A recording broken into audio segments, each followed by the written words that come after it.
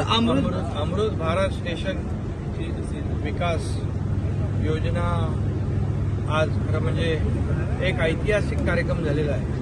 आदरणीय प्रधानमंत्री मोदी साहेबांच्या शुभ हस्ते 554 रेल्वे स्टेशनचा कायाकल्प झाला आणि सगळ्या सुविधा या ठिकाणी आज प्रवाशांना मिळत आहेत. पूर्वीचे स्टेशन आणि आताचे स्टेशन पाहिल्यानंतर आज एक आमूलाग्र बदल गेल्या 10 वर्षामध्ये या रेल्वेमध्ये पण झाला आहे. रेल्वेमध्ये वातानुकूलित रेल्वे, वंदे भारत रेल्वे अशा अनेक बुलेट ट्रेन आदरणीय प्रधानमंत्री मोदी साहेबांच्या नेतृत्वाखाली या ठिकाणी गेल्या 10 वर्षामध्ये आपण पाहतोय. एक रेल्वेमध्ये क्रांती घडलेली आहे. आज सर्वसामान्य माणसाला रेल्वे प्रवास सोयीचा, सुखकर, आरामदायी व्हावा यासाठी रेल्वे खूप मोठ्या जोरदारपणे कात टाकते, विकासाकडे जाते. याचं सगळं श्रेय जे आहे आदरणीय प्रधानमंत्री मोदी साहेबांना आहे.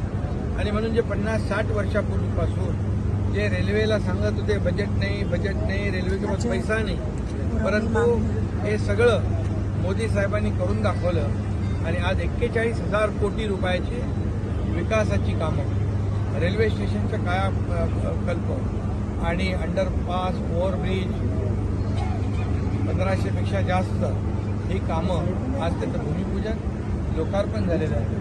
ही मोठी बाब आहे.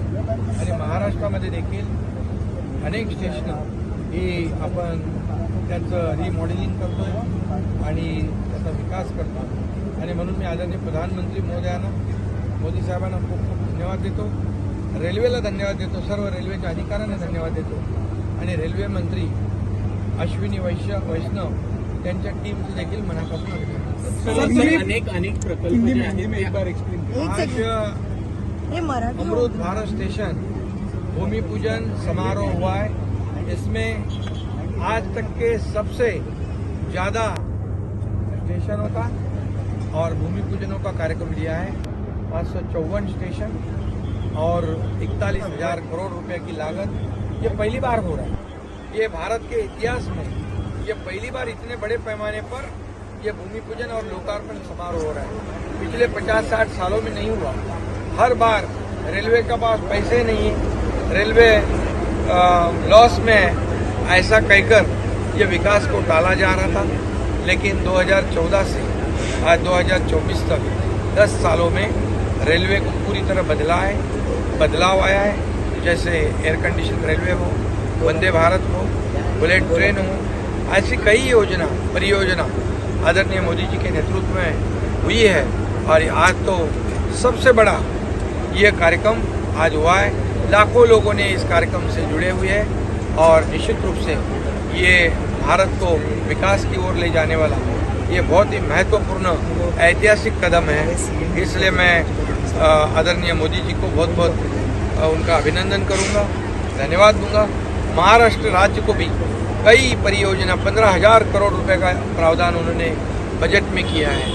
ऐसे कई स्टेशंस हैं, उनका भी काया पालट होने वाला है, बदलाव आने वाला है, लोगों को सुविधा मिलने वाली है, लोगों का प्रवास जो है आरामदायी होने वाला है. ये बहुत बड़ी बात है. इसलिए मैं फिर एक बार आदरणीय प्रधानमंत्री मोदी जी, रेल मंत्री अश्विनी वैष्णव और पूरे रेल विभाग का, उनके टीम का बहुत बहुत हृदय से अभिनंदन करता हूँ, उनको शुभकामनाएं देता हूँ. सर यात मध्य रेल्वेच्या 12 स्थानकाचा समावेश आणि पश्चिम रेल्वेच्या 8. भाषणात तुम्ही ठाण्याचा मुद्दा उपस्थित केला. सर आज पुरवण्या मागण्या सादर करण्यात आलेल्या आहेत. यावरती पुरवण्या मागण्या सादर केल्या, त्या मंजूर होतील आणि या राज्यातल्या जनतेला फायदा होईल.